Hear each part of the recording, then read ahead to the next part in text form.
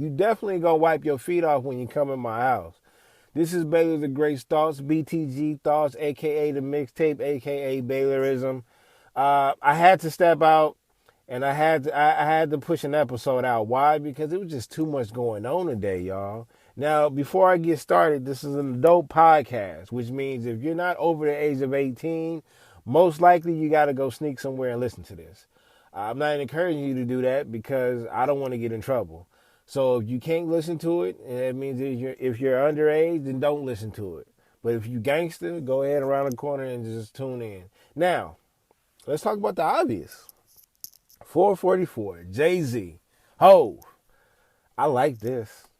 I like this. And I know we live in an era right now where he dropped at 12:01 and 12:02. They either call it the classic or it's trash. I'm not about to put no label on it. I'm going to say from track 1 through 10, I could definitely listen all the way through. There's some key tracks out there, like, Kill Jay-Z, Family, Story of OJ, Smile, Legacy. Like, he got some nice tracks that, the 444 track really tells us whatever we've been waiting on, he told us in that track right there. I like it. No, I love it. We needed it. Hip hop needed it. Hell, everybody needed this, okay? I liked it. I even liked the little animation video that went with the Story of OJ. Now, I've seen some people get out of hand, but look, this is nothing new, man. Big Boy dropped not too long ago. Who was just dropped? David Banner dropped not too long ago. That was cool. Disturbing the was this Disturbing the Peace? No, not Disturbing the Peace. I can't even think of their name right now. Blasphemy.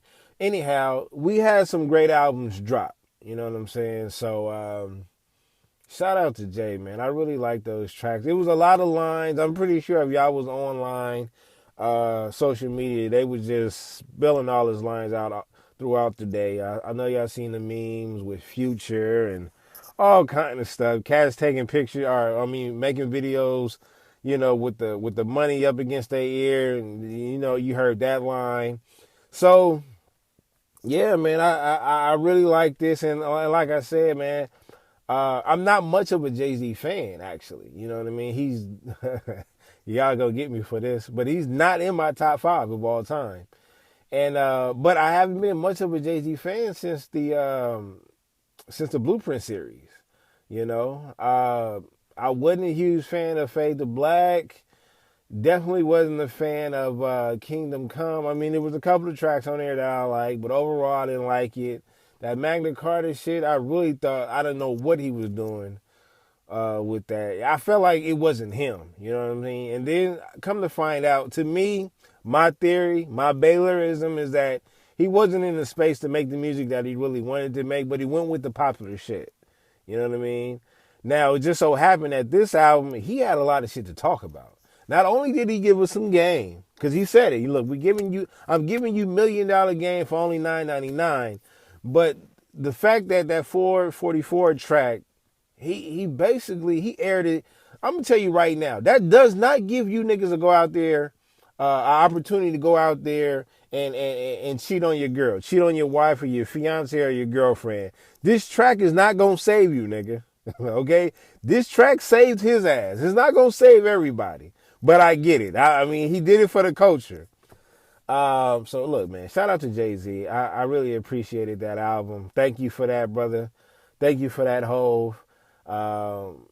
Man, I want to say I'm so greedy I need something else. So Nas, you know what I'm saying? Jada, Fab, I need that, man. I need that. So let's go on to speaking of millions, Steph Curry. Oh, I mean, I'm thinking this light-skinned nigga put on the ski mask and rob Golden State. Because we talking about $201 million. Now, look, give me the one, okay? And you can keep the 200. But Jesus Christ. So my main concern is he just broke the bank. No, he just robbed a couple of banks. KD restructured his contract. What is Clay And what is Draymond going to do? Then they just re-signed Livingston as well. But do they have much money to go around? I got to check. I didn't do the numbers on that. My boy Dev, according to sources, he got all the numbers that you need. But that wasn't even the biggest news in the NBA. Oh, no, no, no. I mean, they throwing curveball in the NBA right now. And this curveball has something to do with PG-13. Now, we know PG-13 is on record as saying, look, he want to come back home. And we need him to come back home to LA. You know what I'm saying? We gutted the roster that we had. We added Lonzo. You know, we got Josh Hart. You know what I mean? We got another rookie. I'm not on him that like that. I don't really know his background like that, but he looked like he can be a cool role player, small forward wing kind of cat. But PG-13 wants to come home, and we're in the talks with some other free agents right now. But as we speak, my Lakers are rebuilding, and that missing piece will be PG-13 and maybe another guy. You know, talks of LeBron, talks of Westbrook. All that is cool. But PG-13 said he wanted to come back home. We threw a couple of trades at him. We threw a couple of trades at the Pacers. They didn't like it. Boston threw a couple of trades at it. They didn't like it. Even the Cavaliers threw Kevin Love. They didn't like it. Right? So what did they go ahead and do? They stay silent for a little bit. As soon as that free agent market opens up, they throw him right to OKC. So now he's side by side with another LA native and Westbrook, MVP, currently the current MVP. So we're going to see how this plays out. Does it help it definitely helps the West. Well, I ain't going to say it helps the West. I mean, because all we do is get into the playoffs and beat up on each other. That's what we do. You know what I'm saying? Now, over there in the JV league with the East, crickets. You know what I'm saying? You're going to have your Boston and you're going to have your Cavaliers. I don't even want to say that. You're going to have your Cavaliers, and then you're going to have a, random team. So, meanwhile, PG-13 OKC jersey. I think Blake just re-signed with the Clippers. He got 170 something. And then CP3 is in Houston. So the West is crazy right, man. This is why I've always said bad things about the East after MJ left, after Iverson left, after Vince Carter left. Like, bro, I think they have one superstar within the top 10 over there, and that's just Bron. Everybody else is on the West. That should tell you right there, man. So look, OKC just upgraded their roster with PG-13. Right now, it looked like he's a rental. And the reason why I say that, I mean, now, he didn't have any say-so of where he was going to go. But, you know what I'm saying? I'm glad he didn't go to a championship contender. Because, getting a taste, winning the championship, getting that taste, I'm not sure you want to leave that, you know what I'm saying, instead of testing the waters again and see if you can get a repeat. So I'm glad he did end up in OKC. And like I said, hopefully it's just for a year and maybe he can lure Westbrook back to LA. You never know. You never know. So that's going to be interesting. Again, year after year, we're going to see the West Coast, not the West Coast, but the Western Conference beat up on each other.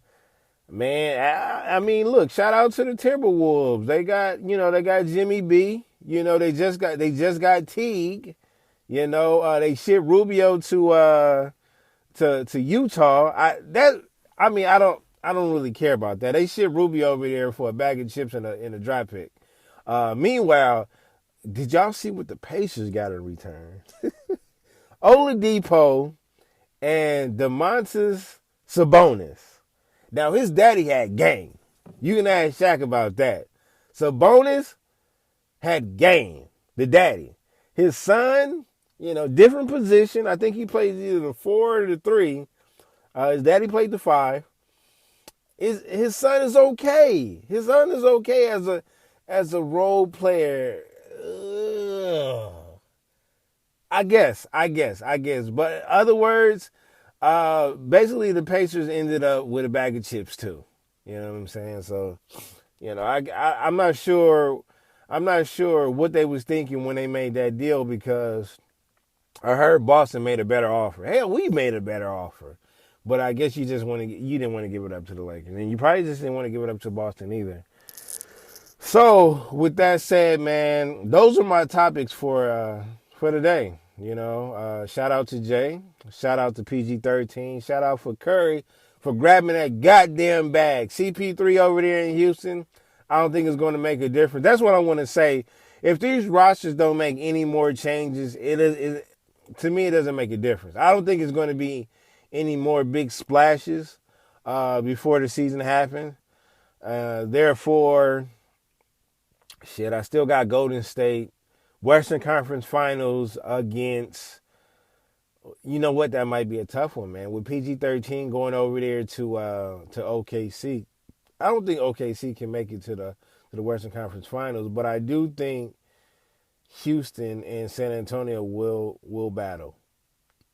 But I'll tell you this much. If Chris Paul don't get out of the second round next season, we might have to reevaluate his career as far as an elite PG. We might have to. I know he might have the numbers, you know what I'm saying? But he cannot get over that hump. He can't. You know what I'm saying? So it's going to be interesting to see how two ball-dominant players play with each other, especially the way Harden plays. It's definitely going to be interesting to see how PG-13 can gel with Westbrook, with him coming off an MVP season. And then over there in San Antonio, I mean, KL went down with an injury. They haven't added anybody over there. Well, I take that back. I think they just signed Millsap, if I'm not mistaken. I'm not sure. I got to go double check on that. I got to go check my sources. But other than that, even if they did get Millsap, that's not going to help. That's not going to help at all. So I still see Golden State going through the West. It might be a little bit of a challenge. They might lose maybe 2 games in the series. They'll definitely reach the finals again.